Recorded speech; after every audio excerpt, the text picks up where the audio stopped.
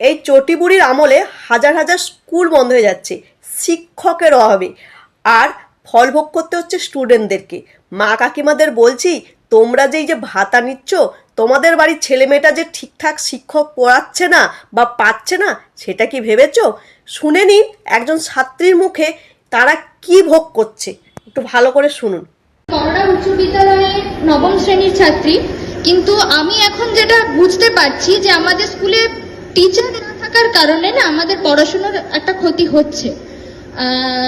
ধরুন ইতিহাসের যে আমাদের স্কুলে একজনই টিচার, এবার একজনই টিচার মিলে একদম পঞ্চম শ্রেণী থেকে দ্বাদশ শ্রেণী পর্যন্ত টানাটা খুবই সমস্যার হয়ে যাচ্ছে, যে কারণে আমাদের পড়াশোনার একটা ক্ষতি হচ্ছে। এছাড়াও যে আমাদের ছুটির ব্যাপারটা বলবো, আমাদের ছুটিটা কিন্তু মানে এতটা বেশি হয়ে যাচ্ছে যার কারণে আমাদের সিলেবাস কমপ্লিট করতে পারছে না, যেটা আমাদের পড়াশোনার একটা ক্ষতি হচ্ছে।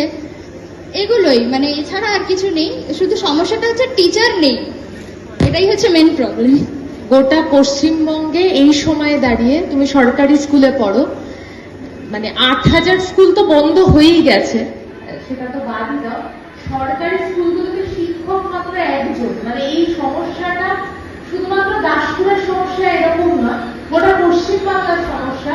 যে দুর্নীতির জন্য একের পর এক রিক্রুটমেন্ট নিয়োগের পদ্ধতিতে এত দুর্নীতি, তার জন্য একটা বড় অংশের স্কুল, সরকারি স্কুল বন্ধ হয়ে যাচ্ছে।